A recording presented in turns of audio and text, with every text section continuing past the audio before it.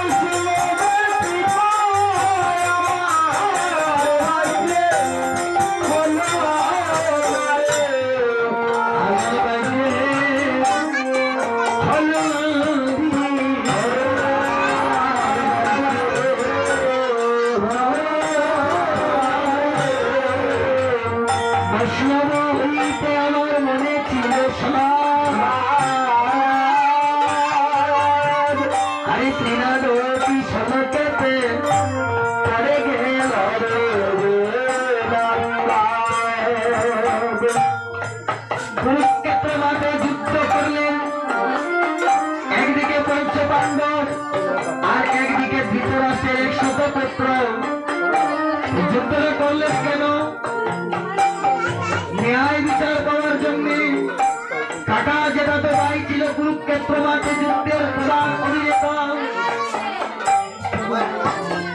একদিকে কাকা তো ভাই আর অন্যদিকে যেটা তো ভাই, ভাই ভাইদের মধ্যে যুদ্ধ হলো। পঞ্চপাণ্ডব হস্তিনাপুরের রাজ পরিবারের জ্যেষ্ঠ রাজযুবরাজ পাণ্ডবপুত্র যুধিষ্ঠির রাজা হয়ে, সেই কারণে দুর্যোধন তার পিতাকে গিয়ে বললেন, বাবা আমরা 100 ভাই, আমরা রাজ্য অধিকার পাবো, আমরা রাজা হবো, তারা 5 জন, আমরা 100 জন, তাহলে আমরা বেশি, আমরা রাজ্য পরিচালনা করবো, তারা কেন রাজা হবে? আস্তে আস্তে এক পরিবারের কাকা দাদা ভাই যেজন বড় হয় তারই তো অধিকার বেশি হবে, সেই তো পাবে। আর ধৃতরাষ্ট্র আপনারা জানেন অন্ধ ছিলেন, অন্ধ ব্যক্তি রাজা হবে না বলে পাণ্ডু রাজা হলেন। আর পাণ্ডুর পুত্র জ্যেষ্ঠ পুত্র যুধিষ্ঠির, তাই নিয়ম অনুসারে যুধিষ্ঠির রাজা হলেন, কিন্তু দুর্যোধন তা মেনে নিতে পারলেন না। আমার 100 ভাই, আমরা 100 ভাই যুদ্ধ করতে গেলেও একটা রাজ্যকে জয় করতে পারবো। আর দুর্যোধনের পিতা ধৃতরাষ্ট্র শুধু নয়নে অন্ধ ছিলেন না, মুখে অন্ধ, স্নেহে অন্ধ। পুত্রদের প্রতি তার মোহ ছিল, স্নেহ ছিল, তাই স্নেহে মুখে অন্ধ হয়ে ধৃতরাষ্ট্র দুর্যোধনকে রাজা বানানোর ধরত দিয়ে দিলেন পরদিন সকালবেলা রাজসভায় যখন গেলেন যুধিষ্ঠির রাজা হলেন এমন সময় ঘোষণা হলো দুর্যোধন রাজা হবে কেন আমরা পাবো না দুতকিরায় হত করে সকলের কুমন্ত্রণায় দুতকিরায় বসিয়ে দুতকিরায় হারিয়ে 14 বছরের জন্য পঞ্চপাণ্ডবকে বনে পাঠাইলেন।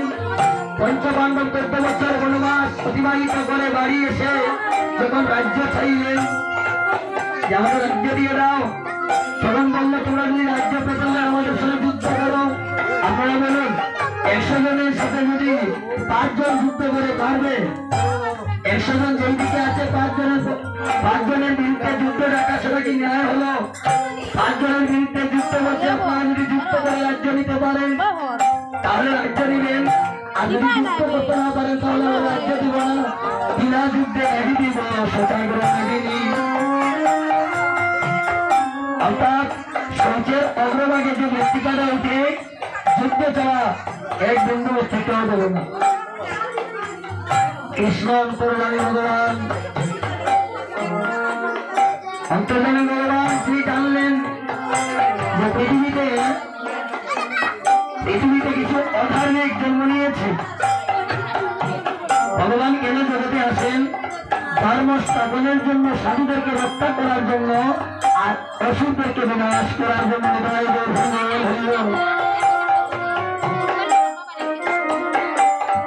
আজও দেখলেন যে এই কুরুক্ষেত্র মাঠে অন্যায়ভাবে রাজ্য ছিনিয়ে নেওয়া হচ্ছে, তাই ভগবান নিজে এই যুদ্ধটা করাইলেন।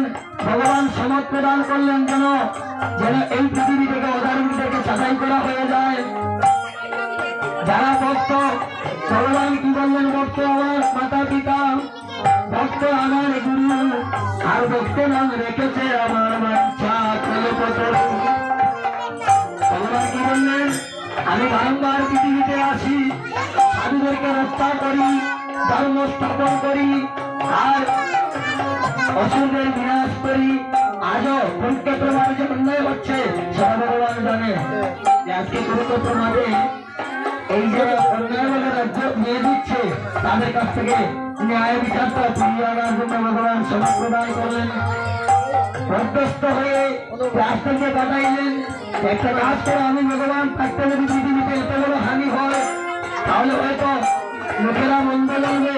তাই ভগবান মধ্যস্থকারীকে পাঠাইলেন যে তাদের 5টা গাড়িকে 5টা গ্রাম দিয়ে দাও, টোটাল গোটা বিশ্বের মধ্যে 5টা গ্রাম দিয়ে দাও, তারা যুদ্ধ করবে না। এমন সময় ধৃতরাষ্ট্র বলেছিলেন বিনা যুদ্ধে নাহি দিব সত্যাগ্রহে দিবি। যুদ্ধ করো, 5টা বাড়ি কেন, এক চিমটি মাটিও দেবো না। যুদ্ধ শুরু হলো। যুদ্ধের জন্য 5 ভাই বিভিন্ন দেশের রাজাদের কাছে সেনাবাহিনীর জন্য সহযোগিতা চাইলেন। 100 ভাইও বিভিন্ন রাজ্যের রাজার কাছে সহযোগিতা চাইলেন। এমন সময় প্রথম রাজা, দ্বারকার রাজা ভগবান শ্রীকৃষ্ণ, যিনি বিশ্ব ব্রহ্মাণ্ডের ভগবান, কৃষ্ণের চাইতে বড় বীর আর জগতে কেউ আছে, ওনার কাছেও গেলেন সহযোগিতার জন্য। ভগবান তো জানে আজকে আসবে। আস্তে আস্তে ভগবান ঘুমিয়ে আছেন। চরণের পাশে রাখলেন একটা জল চকি, আর প্রথম দিকে রাখলেন একটা সোনার সিংহাসন।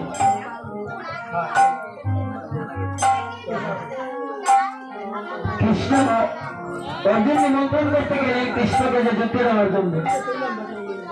দেখলেন ওনার চরণের পাশে একটা ছোট্ট একটা চকি আছে, তিনি ওই চকিতে বসলেন, আর পেছনে একটা সিংহাসন খালি আছে।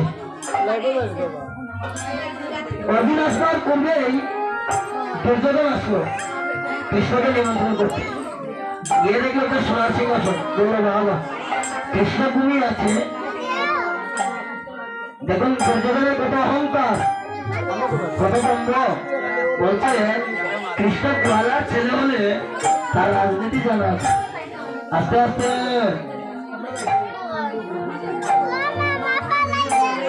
কৃষ্ণ যদি বলার ছেলে হয়, রাজনীতি জানা রাজার ছেলে এসেছি, আমার জন্য সোনার সিংহাসন রেখেছি।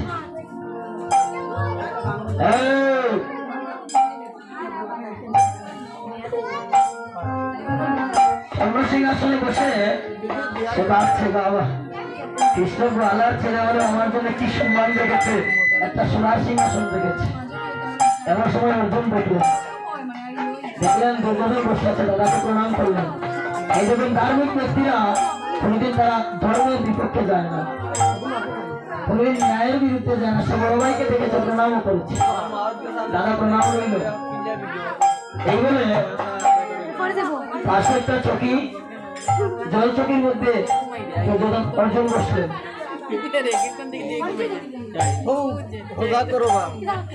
কৃষ্ণ নিদ্রা থেকে লিখেই দেখলেন অর্জুনকে। অর্জুন তুমি এসে কতক্ষণ আসলে? কেউ যদি ঘুমায়, কেউ যদি ঘুমায়, ঘুম থেকে উঠলে যাকে সামনে পাওয়া যায়, যে পিছনে থাকবে, চরণে থাকবে, তাকেই তো আগে দর্শন করবো। ওটাই দেখলেন অর্জুনকে, বলে অর্জুন কখন আসলে, ভালো আছো? এমন সময় দুর্যোধন পেছন থেকে বলছে, আমিও। আপনিও এসেছেন, ভালো প্রণাম করুন। এখন তো আপনারা কেন এসেছেন? কৃষ্ণকে উত্তরগামী, সে জানে তো কেন এসেছে। বললেন আমরা যুদ্ধ করবো। একদিকে দুর্যোধন, আর একদিকে অর্জুনের ভাই পঞ্চ ভাই। কৃষ্ণ মৃদু মৃদু এসে বললেন, ঠিক আছে আপনারা দুইজনই তো দেখি পরিবারের, আপনি বড় আর অর্জুন ছোট, তবে আমার একটা কথা শুনুন, আমি যুদ্ধে যাব না, আমি যুদ্ধ করবো না, শুধু আমি যাব। আর আমার একদিকে আছে 1 লক্ষ নারায়ণী সেনা, আপনারা তাকে নেবেন। 1 লক্ষ নারায়ণী সেনা নেবেন না আমাকে নেবেন, কিন্তু মনে রাখবেন আমি কোনো যুদ্ধ করবো না। বললেন কৃষ্ণ অর্জুনকে, দুর্যোধনকে বললেন, রাখুন, আমি যে কথাটা বললাম, একদিকে আমি আর একদিকে 1 লক্ষ নারায়ণী সেনা। এবার অর্জুন আপনার ছোট ভাই, সে চেয়ে নেবে, তাকে ছোট ভাই বলে তার একটা অগ্রাধিকার আছে। এবার দুর্যোধন মনে মনে ভাবছে, যদি 1 লক্ষ নারায়ণী সেনা অর্জুন নিয়ে নেয় তাহলে তার হবে না। নারায়ণী সেনা মানে ভারত বাংলাদেশের মধ্যে শ্রেষ্ঠ ফৌজ সেনাবাহিনী, মনে করতে পারেন বাংলাদেশের মনে মনে ভিতরে ভিতরে তার পাচ্ছে, যদি সে নারায়ণী সেনা নিয়ে নেয় তাহলে তার উপায় নেই। অর্জুন বললেন, কৃষ্ণ আমার 1 লক্ষ নারায়ণী সেনার প্রয়োজন নাই,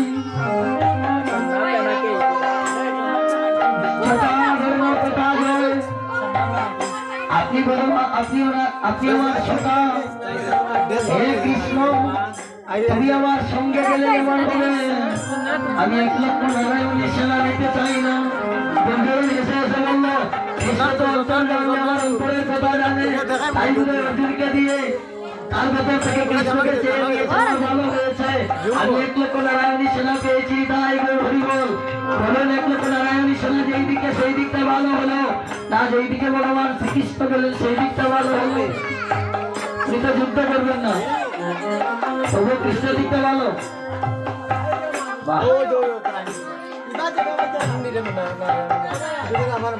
কৃষ্ণ অর্জুনের রথের সারথি হলেন, ভগবান শ্রীকৃষ্ণ যার রথের সারথি হয় ভগবান, তার রথ কোনদিন প্রান্ত পথে যাত্রা করে না। এই দেহের মধ্যে আছে 1364 মহান্ত অষ্টকবিরাজ সর গোস্বামী আত্মারূপী ভগবান। এই দেহখানি সারথি হয়ে দেহরক্ষণা পরিচালনা করছেন ভগবান শ্রীকৃষ্ণ। সেদিন অর্জুনের রথের সারথি ছিলেন কুরুক্ষেত্র মাঠে। অর্জুন হলেন কুরুক্ষেত্র মাঠের একজন যোদ্ধা। আমরা যদি প্রশ্ন করি, আমি কে, আমি কোথা থেকে আসলাম, কে এনেছিল, কোথায় যাব, কে নিয়ে এসেছিল, কে নিয়ে যাবে, কোথায় হবে শেষ ঠিকানা, এই দেহচরিটা কে পরিচালনা করছে? অন্তরে জানি ভগবান, অন্তরে 21,064 নাসিকা দিয়ে আসা যাওয়া করছেন। একটা সেকেন্ডের জন্য যদি নিঃশ্বাসটা বন্ধ হয়ে যায়, এই জগতে কেউ ভালোবাসবে না। আমাদের স্ত্রী পুত্র পরিবার অন্তর্গত প্রাণ তাকিতে টানিয়া করবে গৃহ।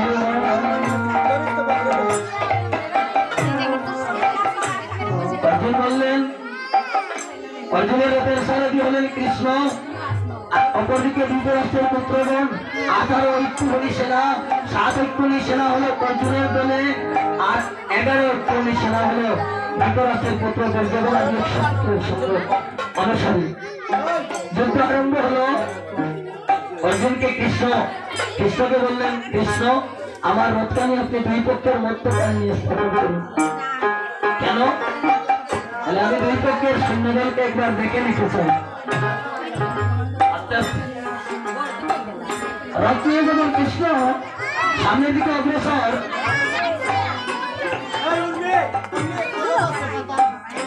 দুর্যোধনের পক্ষ থেকে সকলেই বলছে অবাক না, যুদ্ধ হওয়ার পূর্বে দেখি অর্জুন আমাদের দিকে এগিয়ে আসছে, কারণটা কি? দুর্যোধন বলছে আমরা আত্মসমর্পণ করতে আসছি। দেখেই তো ভয় পেয়ে গেছে, আমাদের তো সেনাবাহিনী বেশি, হয়তো দেখেই ভয় পেয়েছে। মধ্যখানে রথ স্থাপন করে অর্জুন বললেন, কৃষ্ণ আমি যুদ্ধ করব না। কেন? যেই যুদ্ধে তুমি আমাকে শিখিয়েছিলে প্রাণ হত্যা মহাপাপ, এই যুদ্ধে লক্ষ লক্ষ হাতিগুড়া, লক্ষ লক্ষ মানুষ, আত্মীয় স্বজন, পাড়া প্রতিবেশী নিহত হবে, আমি রাজ্য কি তাদেরকে নিয়ে রাজ্য পরিচালনা করবো? রাজ্য যদি প্রজা না থাকে, পুত্রের ভাই, শ্বশুর, মামা, কাকা, জেঠা, কারো শালক, এইভাবে আত্মীয় স্বজন এসেছেন, তাদেরকে বধ করে আমি রাজ্যতে কি হবে? কেউ যদি না থাকে, কৃষ্ণ আমি যুদ্ধ করবো না। কৃষ্ণ বললেন, অর্জুন তুমি যাদেরকে তোমার আত্মীয় বলছো, যাদেরকে স্বজন বলছো, তারা কেউ তোমার আপন নয়। এখন আমরা বাস্তবটাকে দেখেও বিশ্বাস করতে পারি না। আত্মীয় স্বজন তারা তোমার কেউ আপন নয়। তোমার কাকা জেঠাতো ভাই, তাদের শ্বশুর পিতামহ, শ্বশুর শালক, মামা শ্বশুর, কাকা শ্বশুর, এরাই তো, এরা তোমার কেউ আপন নয়। এরা তোমার রক্তে স্নান করার জন্য এখানে এসেছে। আর যদি তোমার আত্মীয় হতো, তাহলে তোমার বিরুদ্ধে যুদ্ধে আসতো না। আমরা আত্মীয় স্বজনের দিকে কেন যাচ্ছি? আমি যদি আমার ঘরের দিকে যাই, ঘরে যদি যাই, একজন বাবা ছোটবেলা আমাকে জন্ম দিলেন, ধীরে ধীরে বড় হলাম। বাবা সকাল থেকে বিকাল পর্যন্ত 70 বছর বয়স, অনেক টাকা পয়সা রুজি করলেন, অনেক পরিশ্রম করলেন, 3 তলা একটা বাড়ি করলেন, যে আমার ছেলেদের জন্য একটা কিছু করে যাই। ছেলেদেরকে যখন জন্ম দিয়েছি, তাদের জন্য একটা বাড়ি করে যাই, 3 তলা একটা বিল্ডিং করলেন। বড় ছেলেকে 1 তলা, মেজ ছেলেকে 1 তলা, ছোট ছেলেকে 1 তলা, এইভাবে কন্ট্রোল করে দিলেন। 2 মাস পর বড় ছেলের বউ বলছে, আসতে আমার দাদা বৌদি আসছেন 1 মাসের জন্য আমাদের বাড়িতে, আপনার তো বৃদ্ধ বাবা, উনি 3 তলায় থাকে, 1 তলা থেকে 3 তলা পর্যন্ত যেতে যেতে 120টা সিঁড়ি ওটাই আমার করতে করতে ওনার তো এখানেই শেষ হয়ে যাবে। না হয় 1 মাসের জন্য আপনার বাবাকে নিচতলায় নিয়ে আসুন, আমার দাদা বৌদি 1 মাস আমার বাড়িতে থাকবে, তারপর আপনার বাবা আবার চলে যাবে। 3 তলা বিল্ডিং তার জন্য করলেন, সেটা তো আমাকে নিচতলায় নামিয়ে দিল। আর কথাটা শুনতে হবে, 1 সপ্তাহ পর বাবা যখন 1 মাস পরে বাবা আমার উপর তলায় যাবে, আমার বড় বউ স্বামীকে বলছে, শোনো একটা কথা বলি, তুমি আমার খারাপ বলিও না, আস্তে আস্তে তুমি আমাকে খারাপ বলিও না, আমাদের তো ছেলে মেয়ে আছে, তোমার বৃদ্ধ বাবা যেভাবে কাশ দেয়, যেভাবে থুতু পেলে আমাদের ছেলেদের অসুস্থ হবে। বিষয়টা চারিদিকে মিলিয়ে নিবেন আমাদের সমাজের সাথে। তোমার বৃদ্ধ বাবার যে অবস্থা, ওনার থেকে আমার ছেলেমেয়েরা অসুস্থ হয়ে যাবে। তাহলে কি করবো? পাশে একটা কুড়ে ঘর বানিয়ে দাও, বাবার জন্য যখন বিল্ডিং যাও আর কুড়ে ঘর বিচারের মধ্যে প্রশ্ন পায়খানা করছেন, কে তো বারবার ওনাকে পরিষ্কার করবে? সারাটা করে দিলে এই দুর্গন্ধ আমাদের কাছে আসবে না, উন্নয়ন করে থাকবে। তাই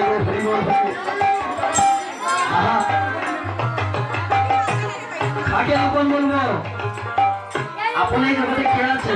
এই হাতটাও আমার নয়। এই হাত দিয়ে জীবনে যত কুকর্ম করেছি, যত সুকর্ম করেছি, এই দেহটা চলে যাওয়ার পর এই হাত সাক্ষ্য দেবে যে আমাকে দিয়ে কি কি করেছে। হাতটা তো দিয়েছিলেন গোবিন্দ সবার জন্য, সেদিন গিয়ে সে প্রতিবাদ করবে। এমন একটা দেহে দিয়েছিল, একদিন আমাকে দিয়ে কোনো গোবিন্দ কষ্ট করায়নি। সবাই বিরুদ্ধে যাবে, সেদিন কি হবে? শেষ পর্যন্ত বাবাকে বাড়ি ছাড়া করে দেয়। আমাদের দেশে এখনো এই মনে হয় বৃদ্ধাশ্রমে যাওয়ার প্রচলন পুরোপুরি আসেনি, কিন্তু অন্যান্য জায়গায় বৃদ্ধাশ্রমে বাবাকে পাঠিয়ে দেয়। কিন্তু এটা আমি ভাবি না কেন, আজকে আমার বাবা বৃদ্ধ হয়েছে, দুদিন পর আমি তো বৃদ্ধ হব। আমার তো ছেলে আছে, আমার ছেলেরাও তো আমাকে ঠিক তেমনি ভাবে করবে। হ্যাঁ, ছোটবেলা বাবার হাতে ধরে দুর্গাপূজা দেখতে গিয়ে হাত থেকে ছুটে গিয়েছিল। হ্যাঁ, বাবা কত জুড়ে জুড়ে চিৎকার করে দেখেছিলেন। হ্যাঁ, আর আমি তো ছোট্ট মানুষ, ছোট ছোট করে ডাকছি, বাবা শুনতে পারছে না। বাবা কত হাউ হাউ করে কেঁদে কেঁদে দেখে দেখে পাগল হয়ে গিয়েছিলেন যে আমার পিতা পুত্র, আমার ছেলে কোথায় গেল। আর আমি আমার ছেলেকে হাতে ধরে নিয়ে যাই, আমার কথা কি মনে পড়ে না যে আমার ছেলের মতো আমি একদিন ছোট ছিলাম, আমার বাবা আমাকে এইভাবে করেছিলেন। তাহলে কোন জানে, কোন তাণ্ডব জানে আমরা বাবাকে বাড়ি থেকে বের করে দেবো, গৃহ চালাক করে দেবো? আমি কি বৃদ্ধ হবো না? আমার কি এই সময় আসবে না? আমার কি এইভাবে দেহের চৈতন্য শক্তি অচল হবে না? সেদিনের জন্য একমাত্র যদি সম্বন্ধ করিয়া বোঝে তারে কষ্ট লাগিতে যে আর শুধু মরেও, কারণ ভক্ত মুখে আহার করি ভক্ত দিলে খাই, আর ভক্তের করি অচল হইলে নিজে বহি খাওয়াই। কিছু করি না কেন, একমাত্র যদি গোবিন্দ চরণে আত্মনিবেদন করি, ভগবানের জন্য যদি কিছু করি, 5 তলা বাড়ি করলাম, 10 তলা বিল্ডিং করলাম, সব কিছুর পরও যদি আমি গোবিন্দ চরণে মতি রাখি আর গোবিন্দকে বলি, গোবিন্দ হে গোপীনাথ, আমার এই মানব দেহটা তোমার দান করা দেহ, আমার এই দেহতরিকা তুমি তোমার নিজে গুণে কৃপা করে তোমার চরণ করি দিয়ে আমার উদ্ধার করিয়া লইল। দেখবেন জীবনের অন্তিম কালে সে খুলে করে নিয়ে যাবে গোপনদী উদ্ধার করে। কুরুক্ষেত্রে যুদ্ধ, অর্জুন বলছে আমি যুদ্ধ করবো না, কৃষ্ণ বললেন অর্জুন তুমি যুদ্ধ করো, সর্বজ্ঞানীদের অংশ কোনো তুমি কুলে জন্ম নিয়েছ, তোমার যুদ্ধ হচ্ছে তোমার ধর্ম, তুমি ন্যায়ের জন্য যুদ্ধ করো, তোমার জয় নিশ্চিত হবে। কে হারলো আর কে জিতলো তোমার দরকার নেই, তুমি যুদ্ধ করো। আমি জানি কে জিতলো আর কে হারবে, তুমি যুদ্ধ করো অর্জুন। এবার কুরুক্ষেত্র মাঠের আস্তে আস্তে গীতা অষ্টাদশ জ্ঞান দান করলেন অর্জুনকে। এক সময় যখন বিশ্বরূপ দর্শন করাইলেন, দেখো অর্জুন আমি কে, দেখলেন অনন্ত বাহু, অনন্ত নেত্র, অনন্ত বদন দর্শন করে বলেছিলেন হে কৃষ্ণ করুণা সিন্ধু বন্ধু জগৎ পাওয়াতে মুখেশ্বর বিপাতান্তরান্তরবস্তুতে হে বুদ্ধিজন বন্ধু হে অনাদি গোবিন্দ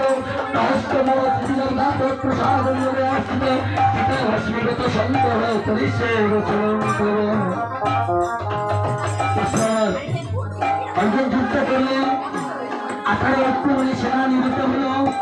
5 ভাই বাড়িতে এসে কৃষ্ণের সান্নিধ্য গিয়ে বলছে হে কৃষ্ণ, হে করুণা সিন্ধু, আমরা কত আত্মীয় স্বজনকে বধ করেছি, আমাদের পাপ হয়েছে, এই পাপ থেকে আমরা কি করে মুক্তি পাবো, তুমি কৃপা করে বলে দাও হে নন্দন।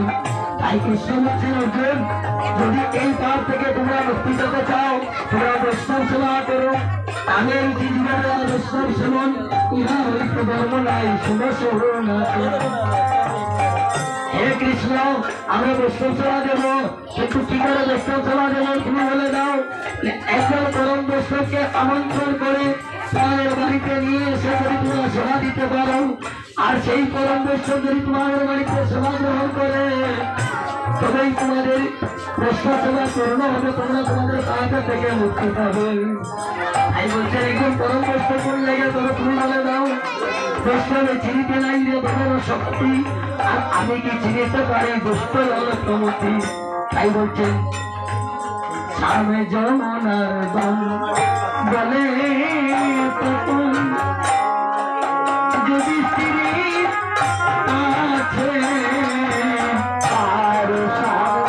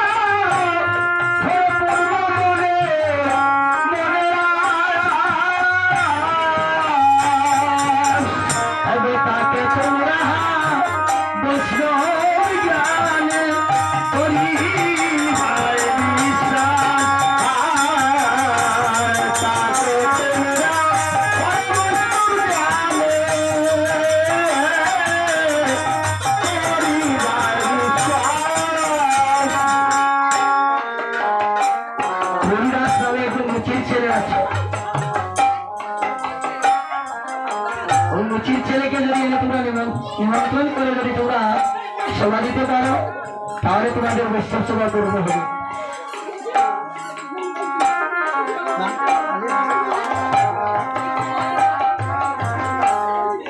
অর্জুন বলছে কৃষ্ণ এই জগতে এত বৈষ্ণব থাকতে একটা মুসলিম ছেলেকে তুমি বলছো নিমন্ত্রণ করে আনতে, আর কি কোনো বৈষ্ণব পেলে না? তুমি জানো না আমি উচ্চ কুলে জন্মগ্রহণ করেছি, আমি রাজার ছেলে, আর আমার বাড়িতে এক মুসির ছেলেকে নিয়ে নিমন্ত্রণ করে খাওয়াবো আমি? শাস্ত্র বললেন মুচির ছেলে সুচি হয় যদি কৃষ্ণ বোঝে, আর সুচির পুত্র মুচি হয় যদি কৃষ্ণ তেজে। আস্তে আস্তে ব্রাহ্মণ ব্রাহ্মণ নয় যদি ও সত্যতে চলে,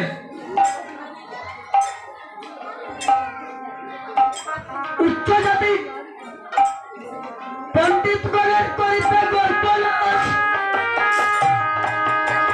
আর নিচু জাতি সূত্র দ্বারা প্রমুখ রায় হরি নামের প্রকাশ। বৈষ্ণব বৈষ্ণব বৈষ্ণব দেখিলে যে আলোড়নে চায়, কামরসলা দিয়ে তার চক্ষু পোষায়। ভগবান বললেন বৈষ্ণব কারা? বৈষ্ণবের সংজ্ঞা কি করে বৈষ্ণব চিনব? শুধু তিলকমালা দিলে বৈষ্ণব হওয়া যায় না। বৈশিষ্ট্য গুণকে ব্যতি রেখে শুধুমাত্র কামনা বাসনাকে হীন করে নিন্দা করেন যিনি, শুধুমাত্র গোবিন্দ উপাসনায় রত যিনি, তিনি বৈষ্ণব। ভগবান কি প্রমাণ দিলেন? যাহাকে দেখিলে মুখে আসে কৃষ্ণ নাম, তাহাকে জানিও তুমি বৈষ্ণব প্রদান। গোবিন্দ বৈষ্ণব হৃদয়ে সদায় গোবিন্দ বিশ্রাম, গোবিন্দ কহে মম বৈষ্ণব প্রদান।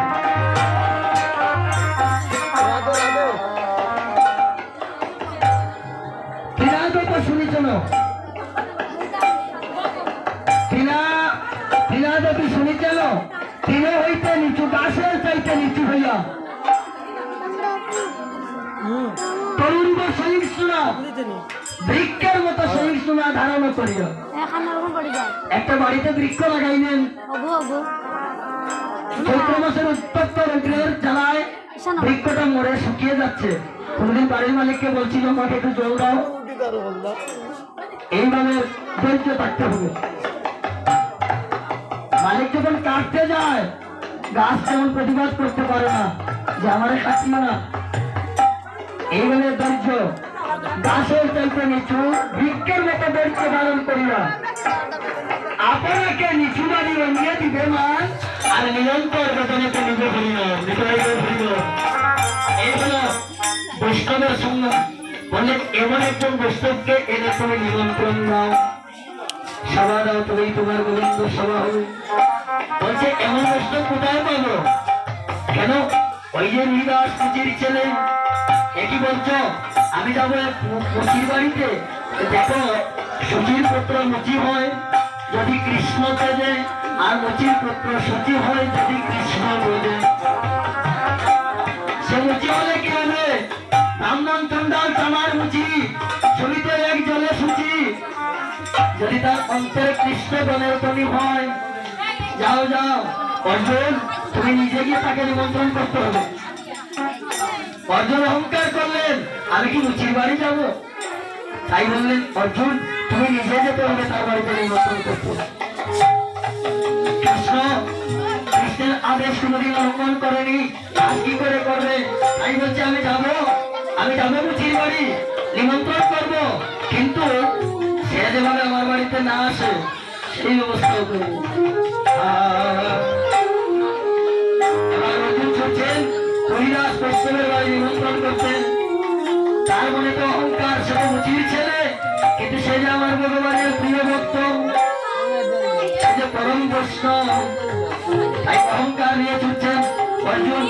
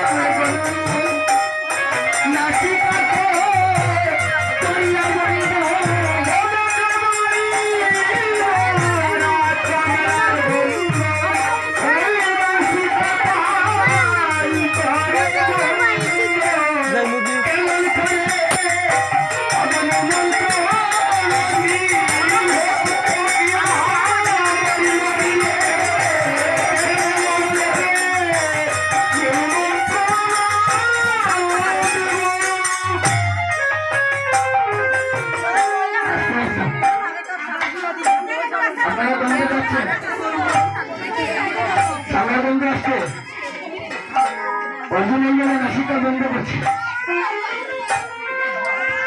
আরে ভাই কৃষ্ণ আমায় কোন জায়গায় পাঠালে? চারিদিকে চামড়া পেশা বন্ধ। হ্যাঁ আজ আসছে না বন্ধ, একদিন লাগবে। আপনার বাড়িতে কিছু চামড়া আছে আছে না? চামড়া খালি কি উইদাসের বাড়ি চামড়া ছিল, আপনার বাড়ি নাই? আমার বাড়ি আছে। এই দেখো এই যে চামড়াটা একদিন পচে পচে নষ্ট হবে, সেদিন বন্ধ না দিলে আজকে তো লাগছে না।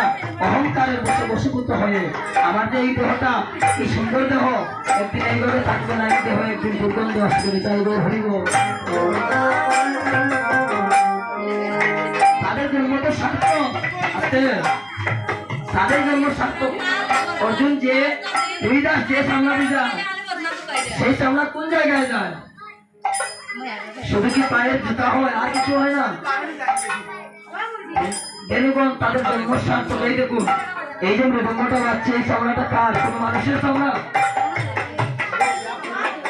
এটা যদি মানুষের সামলা হতো মানুষের জন্মটা সার্থক হতো, সেটা গোবিন্দ সেবায় লাগছে।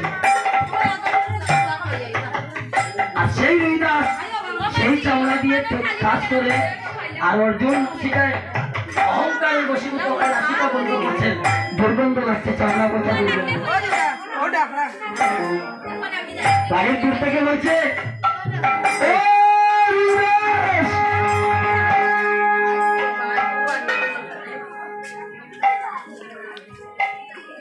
বৈষ্ণব যদি কারো উপরে তিনটা অপরাধের কথা বলছি জীবনে সাবধান থাকবেন। সাধু সাবধান। সাধুরে সাবধান করছে কেন? সুরকে সাবধান করার কথা সাধুকে সাবধান করছে কেন জানেন? সাবধান, সাধু সাবধান, আবার সাবধান, আবার সাবধান, তিনবার বললেন কেন? যারা সাধু, সাধুর গায়ে যেন কলঙ্কের বিন্দুমাত্র যেন কলঙ্ক না লাগে, তারা আমার সাধু। ভগবান সাধুদেরকে বড় ভালোবাসে। সাধুর গায়ে যেন কলঙ্কের অলঙ্কার না লাগে, সেই জন্য সাধুকে সাবধান করলেন। আজ আমি বলছি সাধু সাবধান। জীবনে তিনটা অপরাধ যদি জীবনে করতে, নাম অপরাধ, সেবা অপরাধ আর বৈষ্ণব অপরাধ। কোন বৈষ্ণবকে যদি অজান্তে নিন্দা করেন আপনার অপরাধ হবে। অজান্তে যদি কোনো বৈষ্ণবের উপরে আপনার কোনো অনর্যতা আসে আপনি অপরাধী হয়ে যাবেন। কারণ বৈশিষ্ট্য দিনকে যে বেঁচে রেখেছে, কামনা বাসনাকে ত্যাগ করতে পেরেছে, যেমন একমাত্র গোবিন্দ উপাসনায় রত, তাকে মন্ত্র বলা, নিন্দা করা গুরুত্বপূর্ণ অপরাধ। যে অপরাধ আপনার কোটি জন্ম সাধনা করে সেই অপরাধ থেকে মুক্তি লাভ করা যায় না। বৈষ্ণব অপরাধ করা মারাত্মক হয়ে দাঁড়ায়। আজকে অর্জুন সেই অপরাধের অপরাধী নাম ধরে রাখছে।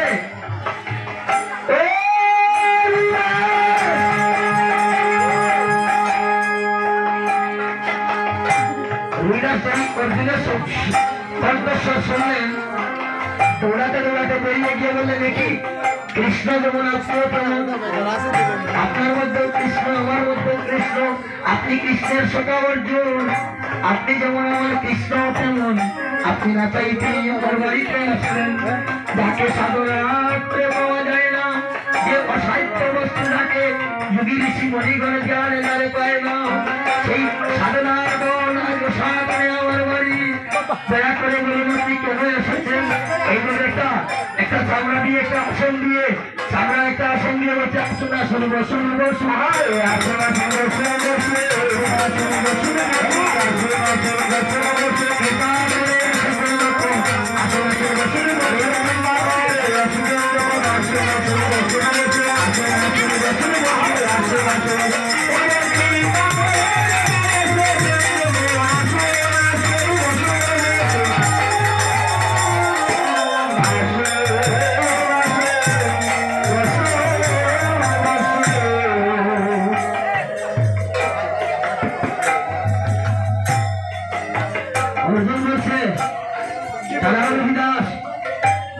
তোমার বাড়িতে আসন গ্রহণ করার জন্য আমি আসি।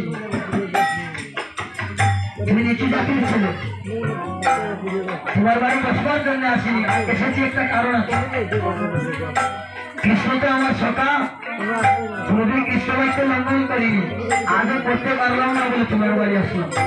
সোনার হরিদাস, তুমি তো আমার এলাকায় আছো, আমি জানি না যে তুমি তো বৈষ্ণব।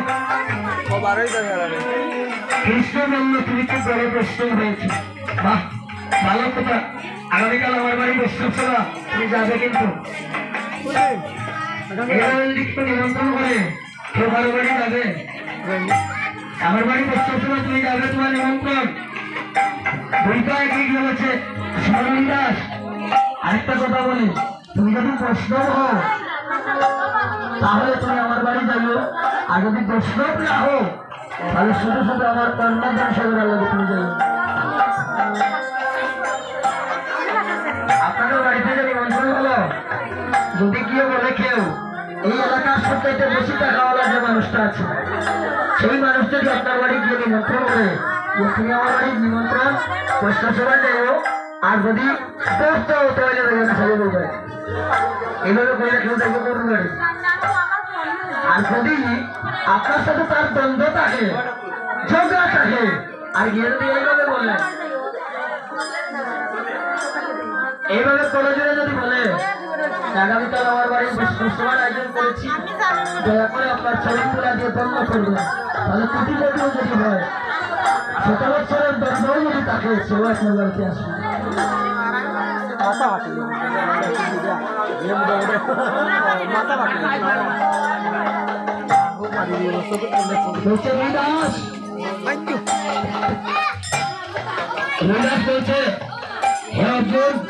আমি তো জানি না বৈষ্ণব নাম মুচিরা চামার না সংগ্রাম, জানে আমার গোবিন্দ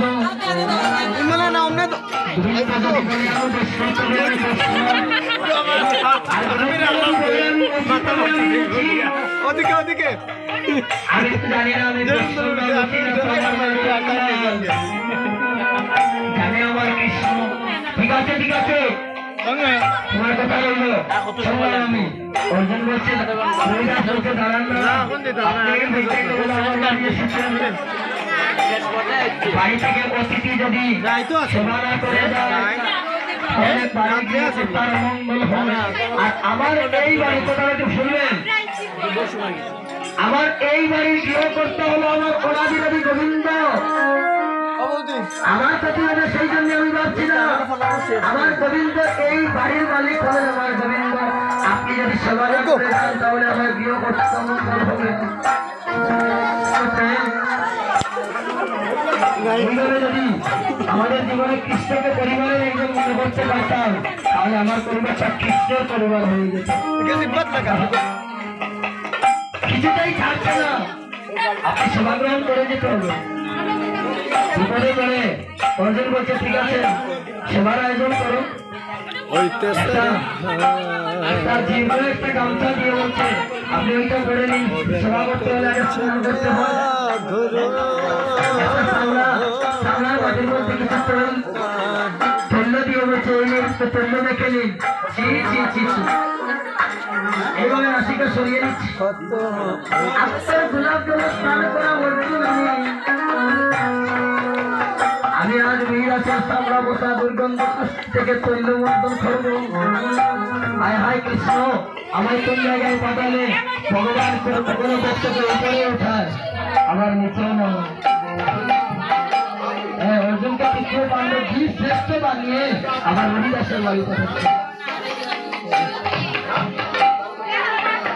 সর্বত্রই গোবিন্দ, জলে হরি, স্থলে হরি, অনলে অনিলে হরি, হরিময় হরি যে সদানন্দ, হরি যে চিকিৎসাল, সর্বত্রই আমার গোবিন্দ বলছে আমি কোন জায়গায় নয়, যাও বলেও আমি, তেলেও আমি, সবকিছুতেই আমি, তুমি আগে বুঝে নাও সবকিছু বললে একটুখানি তৈল মেখে বললেন অর্জুন তুই দাস তোমার কুকুরটা কোন জায়গায় দেখিয়ে দাও, কি করে যখন বলছিস শান্ত করে নেই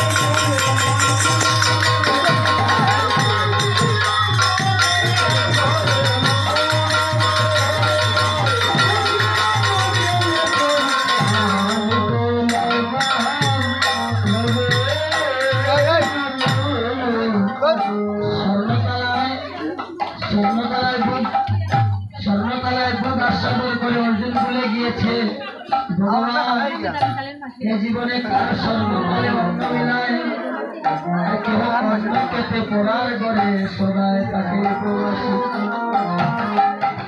সময় গান করছেন না হরি তোমার আরো স্বর্ণকালে অন্য মিলায় আর সেই অন্য কেতে কেউ পড়ার গড়ে সদায় তাকে সোনার তালায় অন্য সেবা করে বলে অর্জুন ঘৃণা করছে বলছে যদি আমি মুচির করে অন্য গ্রহণ করি আমার মান কোনো মান থাকবে না তোমাকে মান কে দিয়েছে তোমার সম্মান কে দিয়েছে তুমি কোথা থেকে এসেছো তুমি তো অর্জুন হরিদাসের বলে হরিদাসের যেমন কৃষ্ণ কৃষ্ণ তুমি তোমার চৈতন্যকে কাছে চিনতে পারলে না আমার পুকুরটা দেখিয়ে দাও এই তো সামনে আমার পুকুর চিত্রের মধ্যে আমরা বিদায় দুর্গন্ধ আলো নোংরা জল এখানে স্নান করবো অর্জুন মনে মনে যাচ্ছে কি করবো বিপদে যখন করেছি এক ফোঁটা জল একদম ফেলনা হয় করে দিয়েই যাবো ওই নোংরা কালো জলে দেও দিচ্ছে যখন দেও দিচ্ছে কালো জলটা চলে গিয়েছে পরিষ্কার জল বেরিয়ে আসছে দেখা যায় ওই কালো জলের ভেতরে কত সাগর মহাসাগর তাল ঢেউ খেলছে আর সেই জলের মধ্যে মোটর বাইরে গঙ্গা চাঁদ বদলে হরিবদলে করছে সেই জলের মধ্যে বসে হরিনাম করছে দর্শন করি অর্জুন বলছে কি মা আমি না ওই কৃষ্ণ বাক্য লঙ্ঘন করতে পারিনি বলে এই তুমি তার বাক্য লঙ্ঘন করতে পারলে না যার জন্য আসলে চামড়া পোষা গঙ্গা বলছে সাবধান অর্জুন তুই পাপি তুই মহাপাপি আমার জল স্পর্শ করিস না আমার জল নোংরা করিস না তোর এই পাপি দেহের স্পর্শে তোর পাপি দেহের স্পর্শে আমার পবিত্র জল বিনষ্ট হয়ে যাবে বলছে মা আমি পাপ করেছি হ্যাঁ তুই পাপ করেছিস পরিবেশের মতো পরম বৈষ্ণবকে যে জন অবজ্ঞা করে সে মহাপাপী শুধু তাই নয় কৃষ্ণ যে জগতের প্রতি কৃষ্ণকে তুই চিনলে না জানলে না জগতের প্রতি কৃষ্ণ করে না বুঝিলে আপন কর্ম দোষে হরিদাস বলছে না আমায় কি পাত্র বলে দাও এই পাপ থেকে আমি কি করে মুক্তি পাবো হরিদাসের চরণ ধরে ক্ষমা চেয়ে সেই বৈষ্ণব যদি তোকে কৃপা করে ক্ষমা করে দেয়